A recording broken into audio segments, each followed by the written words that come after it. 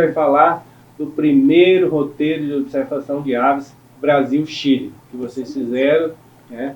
E estão apresentando para a gente e vão ver no TourQuest. Obrigado por vocês estarem aqui, sejam bem-vindos. A gente que agradece, é um prazer estar com vocês.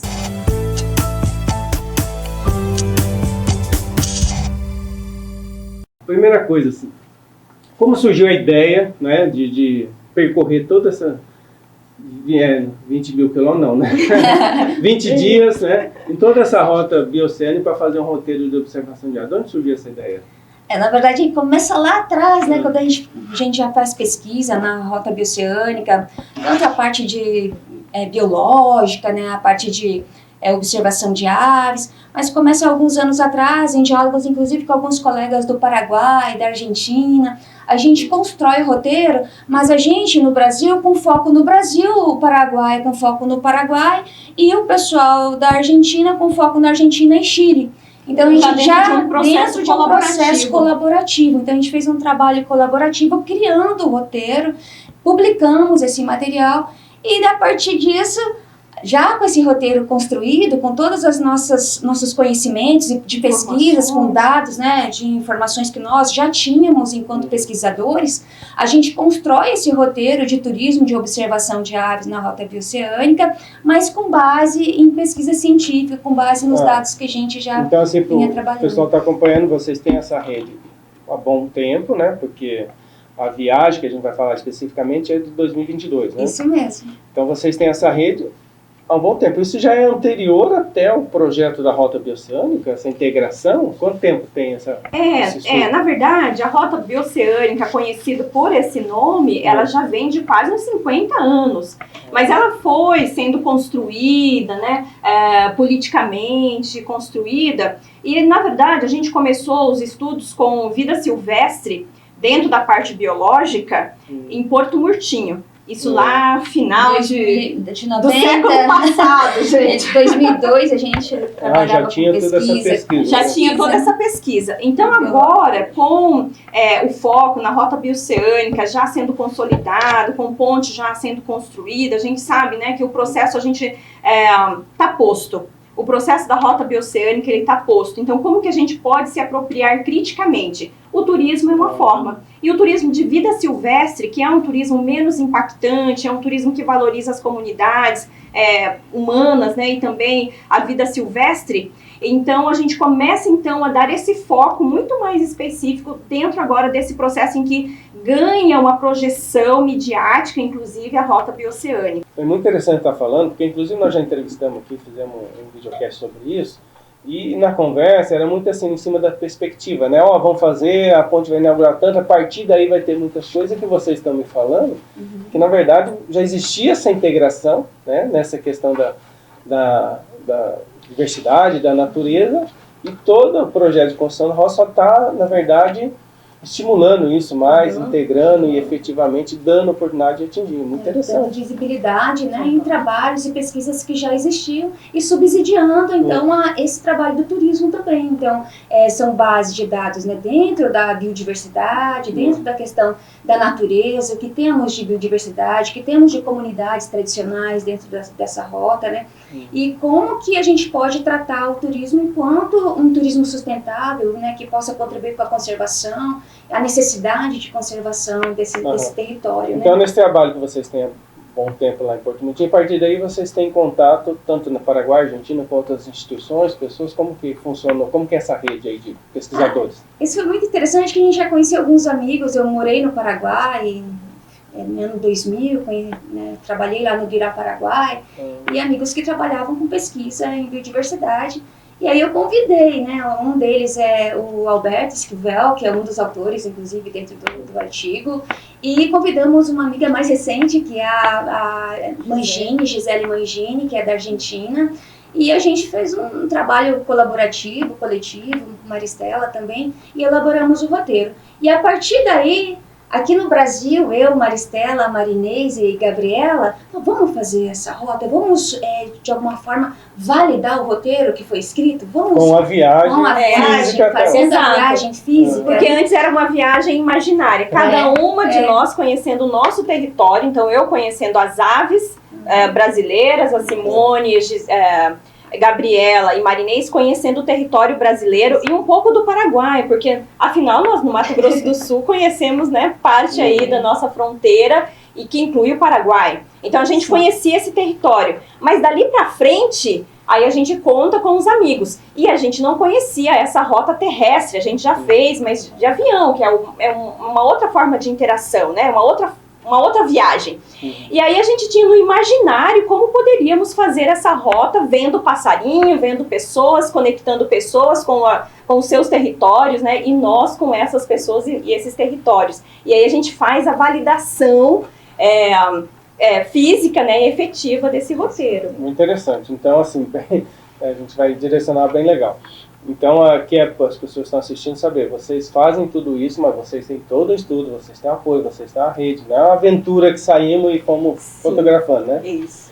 Isso acontece em 2022, não tinha a ponte, quer dizer, ainda não tem, não tem a ponte, né?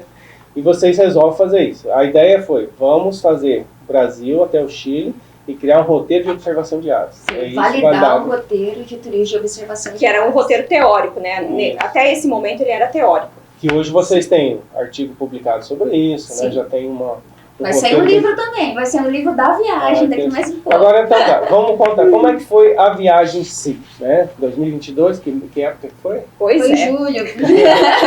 Era basicamente fim de pandemia, a gente já estava com a parte mais crítica, né? Digamos assim. E nós nos reunimos, 4 mulheres, fizemos todo o planejamento, mapeamento, entramos em contato com os colegas, né, tanto do Paraguai, da Argentina, e fizemos o planejamento dos percursos, os locais de paradas, quais espécies potenciais que veríamos, né? Então fizemos todo um planejamento aí para validar o roteiro e lembrar que o que foi fundamental dentro do processo da construção do roteiro, a questão de ter unidades de conservação, áreas protegidas, áreas conservadas. Então, quando a gente cria um roteiro, a gente pensa nesse recorte. A gente pensa nesse recorte, no recorte de unidade de conservação. Por quê? Se a gente, de alguma forma, está divulgando um roteiro de turismo de observação de vida silvestre, de observação de aves, a gente tem que ter áreas conservadas. E nesse trajeto atual da rota, que a gente vai colocar aí para o pessoal ver, existe essa quantidade de... Existem algumas áreas preservadas, mas a gente inclusive precisa de mais. Então acho que das grandes ações que a gente tem que ter, enquanto pesquisadores, educadores, né, cidadãos, é de alguma forma instigar também a construção de mais unidades de conservação, a criação de mais unidades de conservação na rota bioceânica. Agora sim, a viagem em si. Resolveram pegar um 4x4, é isso? Sim. Foi necessário ou nem precisava Sim, tanto? foi necessário. E aí, assim, é sempre interessante a gente fazer um contexto, né? A gente está falando de uma rota de integração latino-americana, mas que ela foi pensada, ela foi planejada para quê? Para escoamento, principalmente de commodities, né? De produtos agropecuários desses 4 países, para que esses produtos cheguem com mais facilidade, encurtem o caminho entre os portos, né, que saem então do Oceano Atlântico até o Pacífico, para dali pegar então o que vai para a Ásia, por exemplo, né? E pensando nisso, que é esse corredor rodoviário que vai fazer então esse transporte, pensando nesse transporte, por que não fazermos turismo e um turismo sustentável, que valorize pessoas, que valorize territórios, que valorize a biodiversidade? E unindo os povos da América Latina, dessa América Latina, né, da América do Sul. Então são 4 países. 4 países que a gente faz em menos de 2.000 quilômetros. É como se a gente saísse daqui, por exemplo, até Brasília, a gente já faz mais da metade do caminho. Já está lá na Argentina. Daqui a Tocantins, por exemplo. Daqui a Tocantins, onde a Simone ministra a aula, dá para ir até o Chile, por exemplo. Dá para chegar até o Oceano Agora Pacífico. Vocês fizeram em 2022, Ana, cruzaram ali ao Porto Mutim, por balsa. Exato. Sim. Então, aí pensando nesse corredor, né, voltando do nosso contexto, então como que está esse corredor rodoviário? Ele não está finalizado ainda com pavimentação asfáltica e a gente ainda não tem uma ponte que faça essa interligação rodoviária entre Brasil e Paraguai. E aí a gente está falando do Rio Paraguai. Então a gente passa ainda por balsa, e que é uma travessia incrível. Ali a gente já começa a ter contato com as pessoas, a nossa língua, né, já se modifica ali, então a gente já tem, a partir dali, a gente já tem uma riqueza incrível de pessoas com o seu território, com as suas práticas culturais.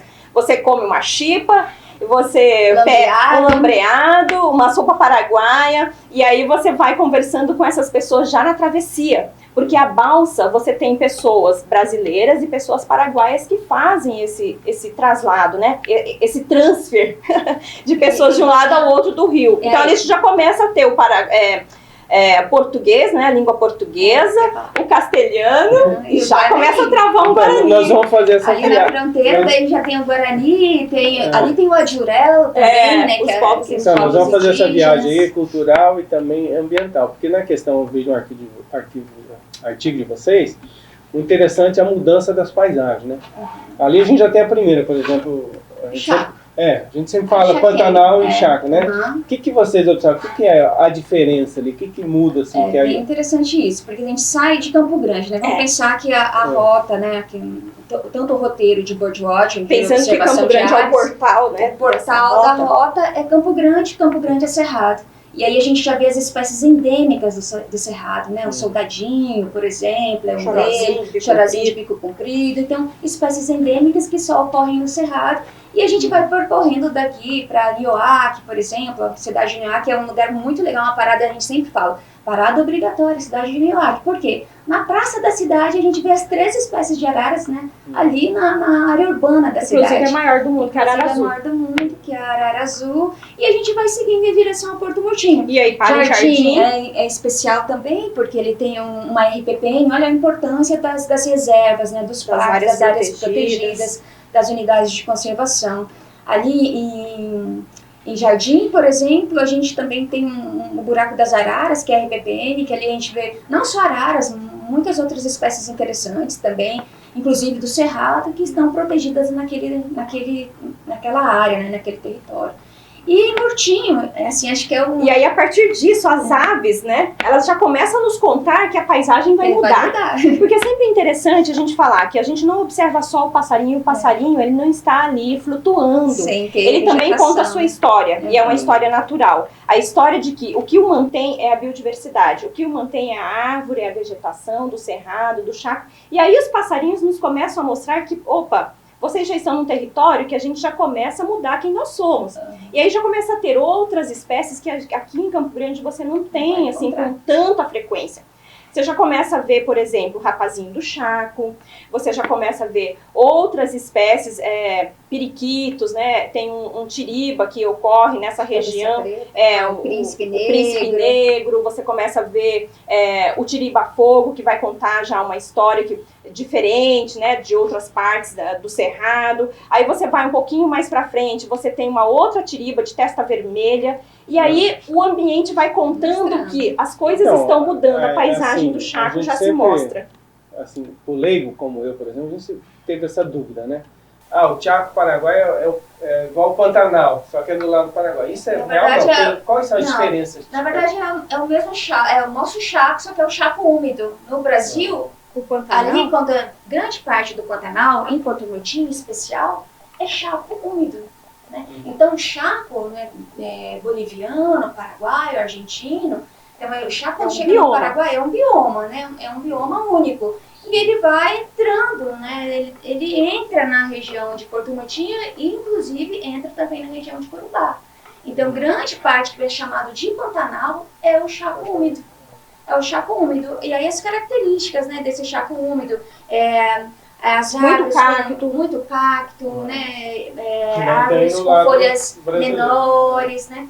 Tem no Brasil, em Porto Murtinho. Então, a partir de Jardim, você já começa a ver essa paisagem diferente. Ali, aquela região também de... aquela região, como chama? Do ladinho de Jardim, aquela cidade também. Não. Brasil ainda, Bela Vista. Agora ali, cruzou Porto Murtinho, cruzou o rio, sendo ali no Chaco Paraguai. O Thiago vai até onde? Vai até na Argentina? Argentina, e aí vira Chaco úmido para Chaco seco, mas tem os dois Chacos. E é interessante, tem algumas espécies, por exemplo, que a gente procura no Chaco brasileiro, tipo coruja do Chaco, é uma espécie super rara para nós. E no Chaco Paraguai ele já tem, que ela vai mais para Chaco mais seco, né? Mas a gente tem, assim, grande chance de encontrar essa espécie ainda no Brasil. Que ainda não tem registro. Não tem registro no Brasil. Mas a chance, ela existe, porque nós temos Chaco Por enquanto a gente tem chaco. E a gente sempre fala, a gente tem que proteger muito o chaco brasileiro, porque ele está ameaçado, inclusive pela rota, né? Quando surgiu a questão, né, dessa instalação, né, efetiva, né, que da antes rota, era só uma discussão, uma vontade. essas áreas foram desmatadas, também sendo desmatadas. Vão né, levando nas 3 linhas aqui. Agora você tocou numa anotação muito interessante, chama atenção. Nós já fizemos um videocast aqui, eu perguntei para o professor Eric até, quem vai ser o primeiro turista da rota? Qual vai ser a demanda que vai ser? Né? E vocês já são... Já está tendo, já né? essa demanda, né? E você citou um caso assim, não tem registro da coruja, né? Para vocês que são observadores de passa, né? Essa viagem em si, achar fazer um registro, ela é tão emocionante quando observar a paisagem, a cultura? Ela é, principalmente para o turista que é birdwatcher, né? Que é o turista observador de aves. Ele vai com a tua lista, e claro que nessa lista vai ter espécies exclusivas, endêmicas de cada região, né? Que isso que é o barato, né? Você encontrar as espécies que são próprias daquela localidade, daquele território. Retorno, tá. Sim, já está ali. Opa, compensou a viagem. Compensou, exatamente. Mas aí já tem turistas indo, né? Instituto, você podia ter falado, o Instituto já está. A gente oferece esse roteiro, né? E não precisa fazer o roteiro inteiro até o Chile, você pode fazer o segmentado, né? Uma parte dele, um trecho até o Paraguai para ver flamingo. A gente tem flamingo pertinho de Porto Murtinho, 200 quilômetros, que é migratório, 200 quilômetros de Porto Murtinho, você já tem flamingos e um monte de outras espécies. Quando você fala a gente oferece, você está falando do Instituto Mamed. Então, o Instituto Mamed já oferece esse roteiro, né? Tem, então, pacotes turísticos que a gente pode acompanhamento de fazer, com acompanhamento de um guia. Então, eu sou guia formado pela Embratur, né? Com o Cadastur, para guiar, então, na América do Sul. Então, a gente faz segmentado, de acordo com a necessidade, desejo desse cliente. Mas é interessante a gente lembrar que, quando a gente fala nas aves que eu gostaria de ver, e, por exemplo, se a gente encontrasse uma coruja do chaco, para o turista ela é interessante, mas para a ciência também. Então, a observação de aves, ela faz essa conexão entre a ciência, o turismo, esse deleite, né, que as pessoas têm de fazer algo, né, no seu lazer, no seu tempo livre. E a gente faz essa conexão da ciência com o turismo. Então, para a gente hoje, que temos 1.971 espécies anotadas para o território brasileiro, ter mais uma espécie, ela é super importante, porque a gente está colocando, dando visibilidade e está colocando mais uma espécie nessa grande lista, porque a gente ainda, sendo um dos países que mais tem aves no mundo e sendo o primeiro país em biodiversidade, a gente ainda não conhece toda a nossa biodiversidade. Então é mais uma espécie nessa grande lista de que o Brasil é detentor, né, de biodiversidade. Agora aí, adentrando o Paraguai, com a paisagem do chaco, e a questão cultural? O que tem de cidades ali, tanto de apoio para a questão da rota turística, como questão cultural também, do norte ali do Paraguai? De cara ali a gente tem Carmelo Peralta, vale a gente valorizar muito os Adiréus, né, que são os povos originários que estão ali, os Chamapoco. Depois a gente tem Loma Plata, a gente tem influência inclusive alemã por causa dos menonitas, né, Loma Plata, Filadélfia, Mariscal, Estigarribia. E ali nessa região chaquenha, aí seguindo já para a Argentina, a gente vai ter Pozuondo. Pozuondo a gente vai ter uma base naval, né, uma base do exército militar paraguaia, que dá suporte hoje. A divisa é o Rio? É divisa ali o Rio com Maio, mas aí já tem uma ponte, já é rodoviário. E também, ó, a pergunta de novo, muda muito ali a questão cultural de paisagem da Paraguai para a Argentina? Muda, vai indo para chaco seco, né? Então, assim, a gente vai saindo de um chaco úmido e entrando em chaco seco, essa região. A gente está falando antes das cordilheiras. Bem antes da a gente pensando, né, daqui para lá, a gente ainda está numa planície. Então a gente vai seguindo ali, né? Planície pantaneira. Incrível de biodiversidade, né? Ali a gente tem, por exemplo, uma sirema muito interessante que tem a perna preta, né? A nossa tem uma perna rosada, vermelha. E assim, é uma espécie que na lista, né, para o observador de aves, é uma espécie que a gente tem que ver no caminho. E é muito interessante, que daí quando a gente entra mais para a região de chaco seco, a gente já encontra essa siriema. E a diversidade é fenomenal. Agora, em consideração ao suporte logístico, aí a gente tem um pouco mais de dificuldade. Então, porque, por exemplo, hoje a gente tem que ir com carro próprio. A gente já não pode atravessar ali, fazer todo o roteiro, né, com um carro alugado. Então, Questão legal de documento. as locadoras... Tem que ter esse acordo, né, diplomático. Aí, As locadoras não têm essa autorização de deixar os seus carros, né, a sua frota, sair do Brasil para ir para outros países. Então, isso já é a primeira dificuldade, a primeira barreira. Se você não tiver um carro que você possa fazer o percurso, você já fica limitado só até ali, né? Só até a fronteira, se você for com carro alugado. E agora a questão de infraestrutura? Infraestrutura, aí você tem... hospedagem, alimentação, essas coisas. Carmelo Peralta você tem, aí você tem esse trecho, né? Até Loma Plata, que são áreas naturais, que você tem pouco suporte, por exemplo, para posto de combustível, mas você tem locais para você comer, você tem alguns locais... Tem pousadas assim, exclusivas para observação de aves, De acho que isso é aves. muito legal, tem umas 4 só ali nessa região. Mas ali é um destino internacional? Sim, destino internacional. Tanto que quando a gente fez esse contato com colegas, eles têm um grupo saindo de Assunção, seguindo para cá, entrando no Brasil. E a gente faz o inverso. Então, assim, existe já esse fluxo de turismo de observação de vida silvestre, turismo de observação de aves. Isso já acontece. Né? Então, a gente só está fortalecendo agora. É que interessante que esse fluxo tem bastante na América do Sul, né? Nossos países.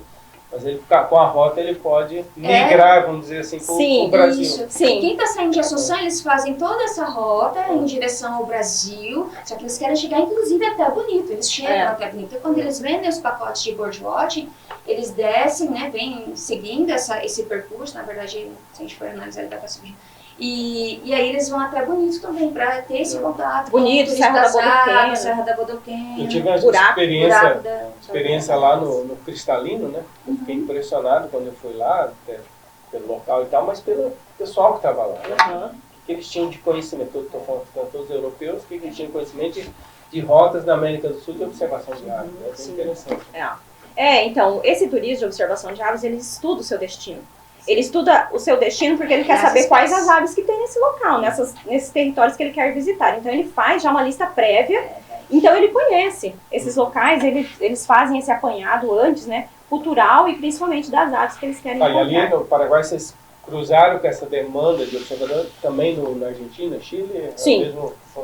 Sim. Na Argentina, a gente foi recebido, inclusive, pelos observadores, né? Estavam esperando a gente chegar. Receptivos locais ou não? Ou turistas que estavam? Não, eram colegas que são lá, guias, que são observadores, né? Que são pesquisadores. Área da pré-cordilheira. Isso aonde ali, né? Qual cidade? Aí a gente já estava em Tucumã. São Miguel de Tucumã. E Salta, né, também, já tem também grupo. Então, a gente foi se encontrando ao longo desse percurso. Isso na Argentina, né? Tem os COAs, os clubes de observação de aves. Então, mas ali essa região que é ecoturismo, ali é o que... Turismo que muito forte o ecoturismo. Muito forte o ecoturismo. Muito forte. Mas Salta já é mais relacionado ao enoturismo.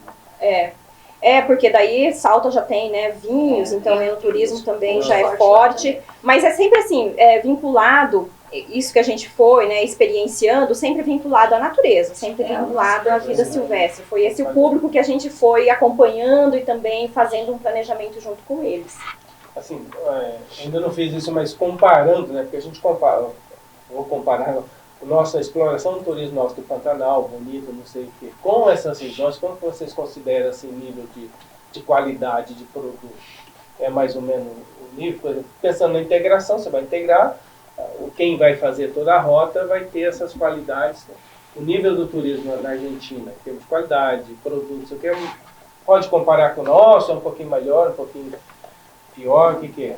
Muito próximo, é muito parecido, porque as demandas dos observadores são muito parecidas. São muito parecidas. A pessoa levanta cedo, ela precisa do café da manhã cedo, ela precisa dormir bem, se hospedar bem. Então, muitas vezes... Precisa de um bom guia. De um bom guia. Especializado. E aí, por isso que muitas vezes ele não vai procurar um hotel que seja esse hotel convencional. Ele vai procurar pousadas, porque daí a pousada muitas vezes já tem a conexão com o guia. A pousada, ela já tem a lista de espécies que a gente chama do checklist, né, das espécies que a pessoa quer ver ou poderia ver. Vamos mudar um pouquinho a pergunta, né? E ele é fundamental. Na questão da observação de o observador de pássaro, né?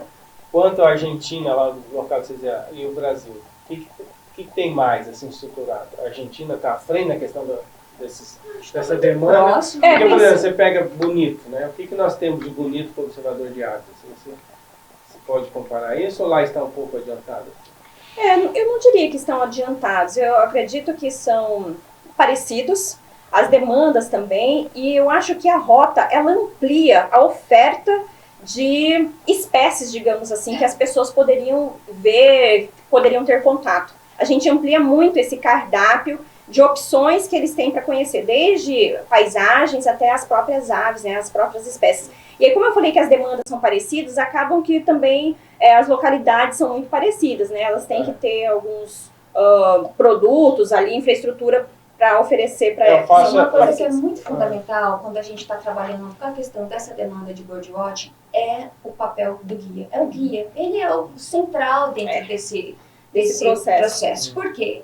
Ele que vai, de alguma forma, fazer essa interlocução com a pousada, ele que vai determinar roteiros de acordo com a demanda e também de acordo com o que tem a oferecer enquanto lista de espécies, enquanto checklist. Então, ele acaba sendo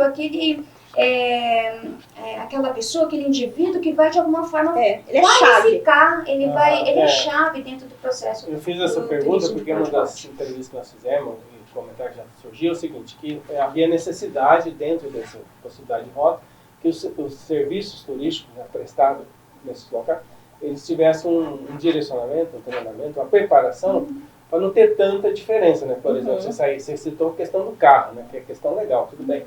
Mas você sair daqui do Brasil, uma realidade, chega no Paraguai, uma realidade diferente, com outros processos argentinos, tivesse toda uma preparação. E no caso da demanda de birdwatch, eu acho que isso já é um padrão meio mundial. Né? Mundial e assim, e dá para ser adaptado à realidade que ela está hoje, por exemplo. É claro que o que pode ser mudado ali, né? A trajetória que tem ali, um percurso, na verdade, uma parte do percurso, esses 200 quilômetros, que ele é meio caótico ainda hoje, né? Que está relacionado à questão da saída de Mariscal e Xigarribe a Pozuondo. Então, é um percurso incrível, a gente encontra espécies maravilhosas. É um percurso que a gente não pode deixar de fazer para observação, ele é riquíssimo, né? Em espécies e tal. No entanto, o percurso é um percurso difícil, né? A gente fez em 3 horas, 4 horas, mas a gente chega a fazer em 6 horas, né? Ou mais, porque não tem asfalto. Não tem asfalto, então... É um percurso mais difícil. É mais difícil. Período de chuva você não passa, então a gente foi no período que estava seco. E no retorno a gente ainda ficou atolado. Na areia. Só pra gente ficou atolado na areia, a gente vai afundando na areia. Mas é um percurso que está sendo, de alguma forma, asfaltado. Em termos das áreas dos parques, das reservas, das áreas protegidas, né? O que tem nesse percurso para se visitar? Existem locais com estrutura para visitar desses parques ou não? Tem, né, Marcelo? Sim, tem. Tem, mas ainda no Brasil, por exemplo, nós não temos uma unidade de conservação do chaco. Acho que a nossa luta é essa. A gente precisa de uma unidade de conservação, uma área protegida no chaco brasileiro. E o chaco brasileiro, ele está sendo, de alguma forma, desmatado. Né? Está sendo... Ele é o bioma do sacrifício para a rota bioceânica. Então, ao longo de toda a rota, especialmente saindo ali de Porto Murtinho, né? Saindo de Jardim, na verdade, até Porto Murtinho e seguindo esse trajeto até Mariscal, ele está sendo assim destruído por conta de toda essa... Ainda estamos numa fase muito grande de especulação, né? Muita gente vendendo áreas, muita gente chamando. A gente teve agora no 5º Fórum da Rota Bioceânica, que foi em Filadélfia, as pessoas praticamente leiloando o chaco, né? Chamando pessoas para virem, e elas já limpam, entre aspas, né? Já desmatam as áreas, chamando pessoas para adquirirem essas áreas. Então, o chaco, ele não tem unidade de conservação no lado brasileiro, isso para a gente é complicado. Não só porque o turista ele não tem esse acesso a áreas protegidas, mas principalmente porque as espécies que dependem desses ambientes não têm uma garantia de sobrevivência ali nos próximos 30, 50 anos, de médio a longo prazo. Então hoje, para Porto Murtinho, se você quiser visitar uma área protegida de Porto Murtinho, que esteja em Porto Murtinho, você tem que seguir 100 quilômetros para visitar, por exemplo, o Parque Natural Municipal da Cachoeira do Apa.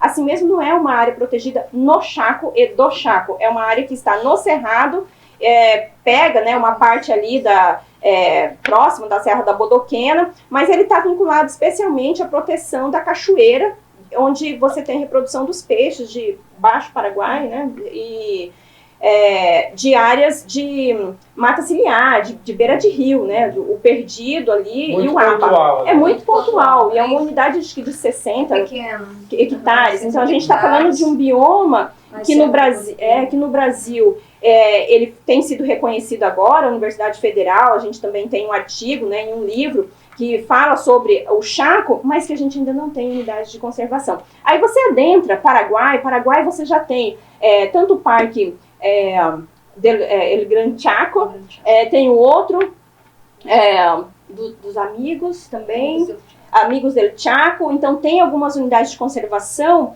e tem IBAs, que a gente chama, que são áreas importantes para as aves e que os proprietários de pousadas, de chácaras, digamos assim, eles entendem que isso é importante para o observador, para o turismo, então eles respeitam essas áreas. E conservam. Esses parques é possível de visitação? Sim. E o que a gente... tem aquele também, tem um outro parque que é de alguma forma administrado pelo Guirá-Paraguai. Sim. Então, são várias unidades de conservação, áreas protegidas que eles chamam, né?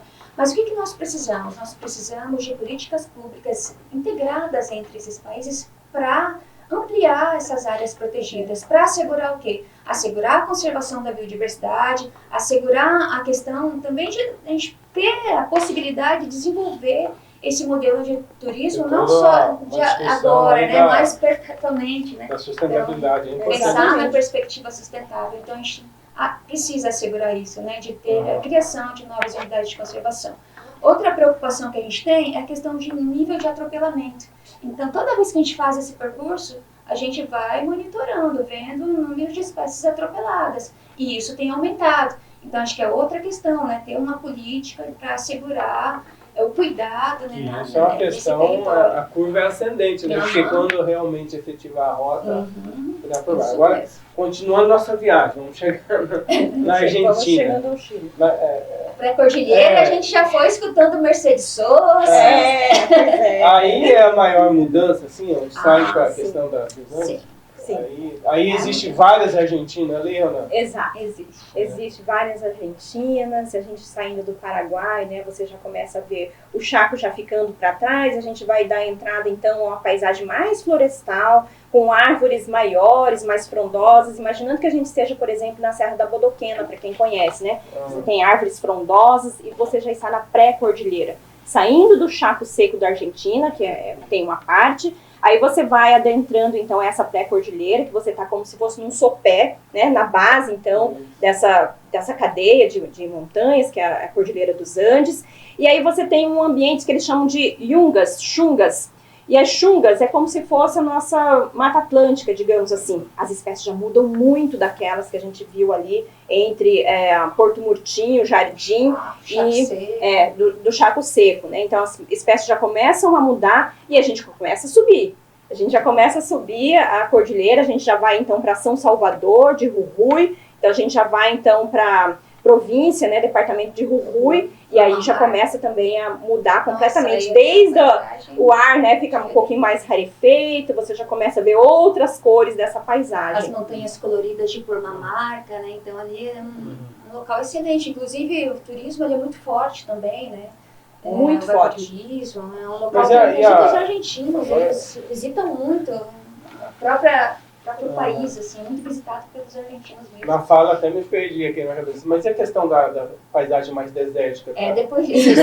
Isso. Tá no caminho, imagina que a gente está no pé, né? Eu estava esperando ela falar disso. A gente está na pré-cordilheira, tá no pé ali do morro, aí você vai subindo.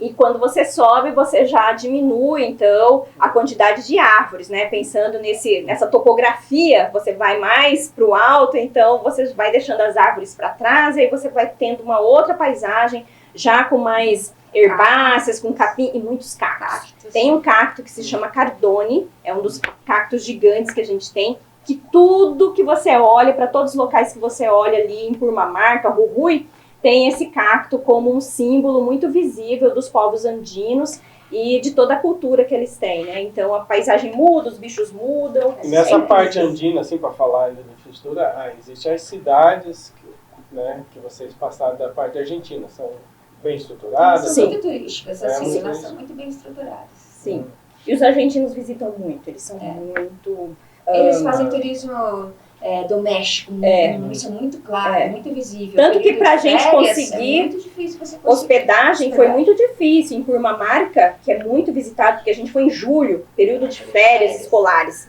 A gente não achou um hotel, por exemplo, pra gente ficar, porque os argentinos tinham ocupado praticamente toda a hospedagem, né?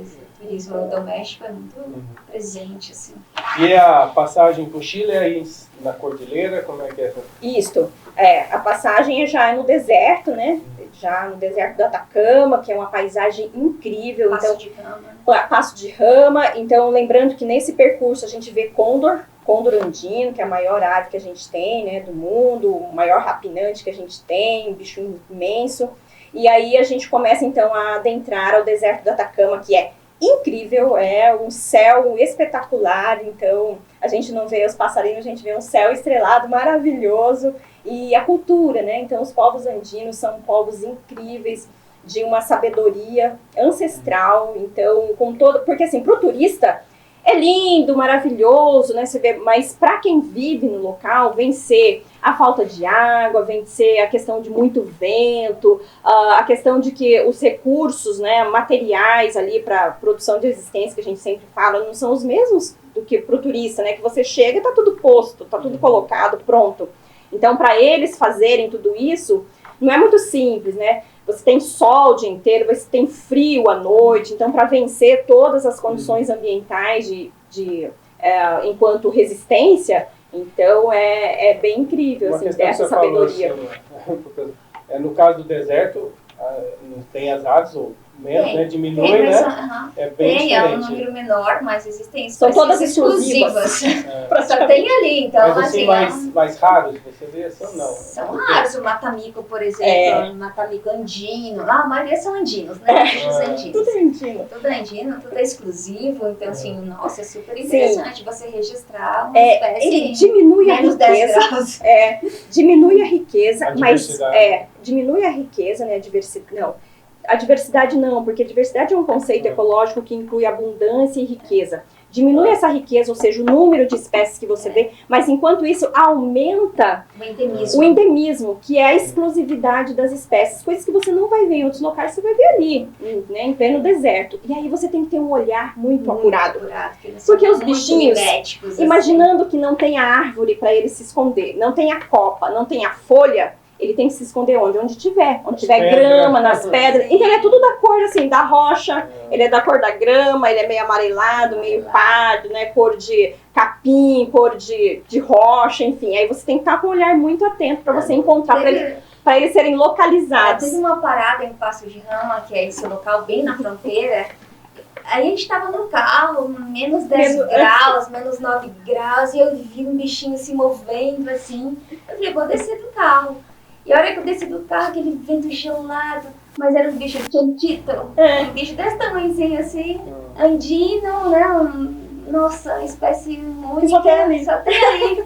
Então vale a pena enfrentar todas essas... E vocês chegaram até onde? Onde foi a cidade final? Até Antofagasta.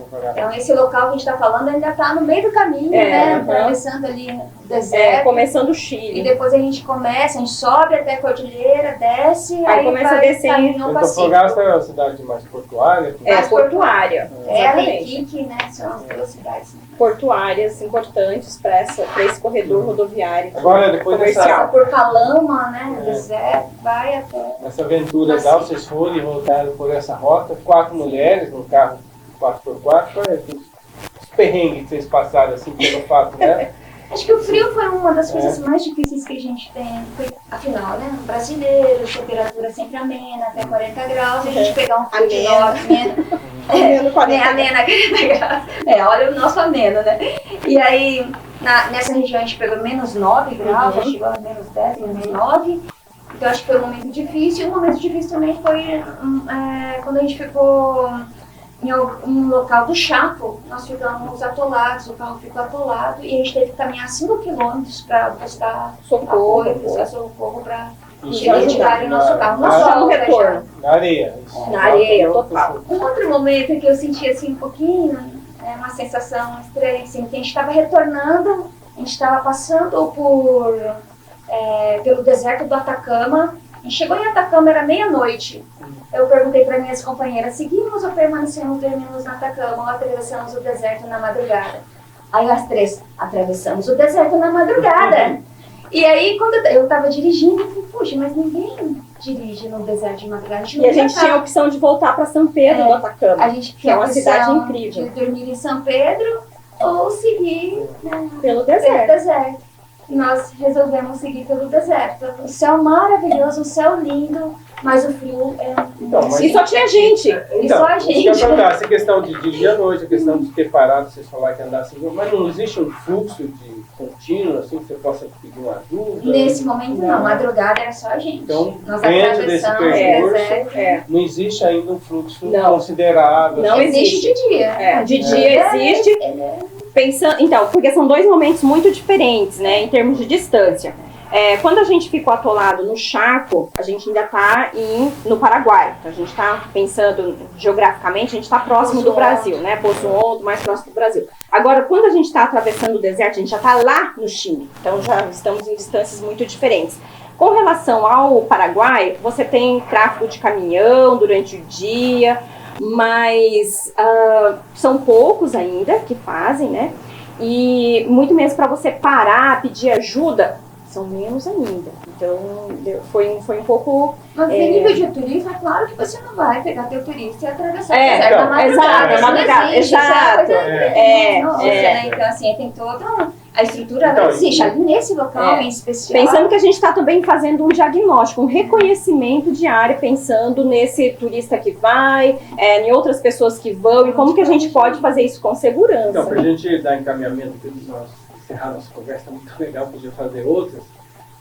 Depois de vocês fazerem tudo isso, vocês trabalharem com turismo, no caso da observação de área, hoje você classifica como? Assim, recomendaria isso daí a nível, é um turismo de aventura, não é para família, né? Você tem que estar preparado assim.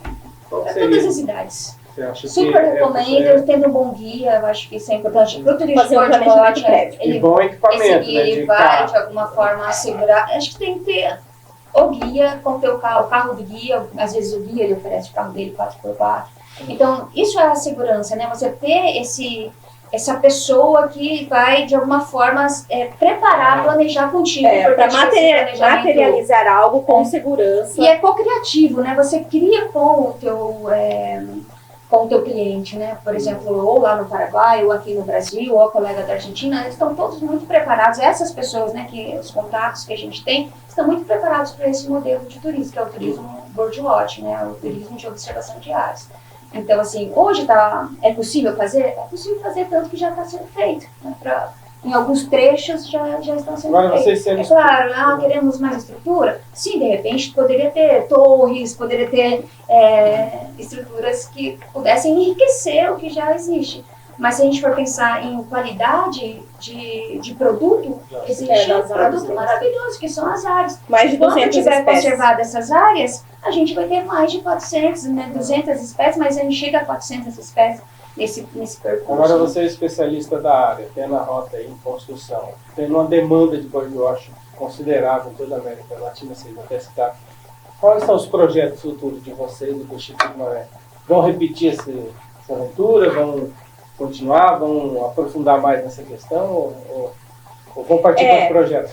Enquanto Instituto Mamed, a gente oferece esse percurso, mas a gente tem oferecido mais, né, até por procura, por demanda, até o Paraguai para ver os flamingos. Para ver flamingos, para ver algumas espécies aquáticas que na época de férias, a partir de abril, maio, e nas férias de julho, eles estão muito presentes nessa região. Espécies que são, por exemplo, migratórias no Mato Grosso do Sul, lá elas estão frequentes, são residentes, então a gente consegue ver com mais facilidade. Para fazer esse percurso completo, a gente pode fazer pensando, né, nesse desafio, mas a gente também pode fazer um outro percurso que é por Assunção, que a gente se desvia um pouquinho de Poço Hondo até que tenha mais infraestrutura. Lembrando que Poço Hondo não tem hotel, não tem rede hoteleira. A gente fica nessa base militar, uma base naval, por uma cortesia, digamos assim, do governo paraguaio, mas não que tenha algo comercial que possa oferecer para o turista. O gargalo, que a gente ganhou hoje na rota, vai ser de infraestrutura. Acho que estão até investindo mais nisso. Agora, enquanto, acho que eu não vou falar enquanto chuto, mas eu vou falar enquanto professora também da universidade, né? A gente continua as pesquisas, dentro da nossa universidade a gente também tem um projeto relacionado à rota, e pensando tanto na questão não só da biodiversidade, mas também dos povos originários, né? A sociobiodiversidade, da etnobiodiversidade. Então, a gente vem trabalhando com pesquisa de etnobiodiversidade e envolvendo também. E agora, né, com esses projetos também de CAPES, do governo federal, apoiando intercâmbio entre as universidades, entre os alunos, entre os acadêmicos e professores, né, é uma questão.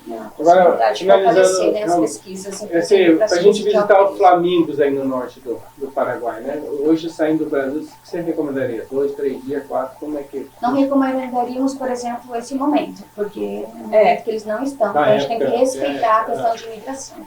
A sazonalidade, né? Então, a gente começa a ver flamingo efetivamente a partir de abril, né?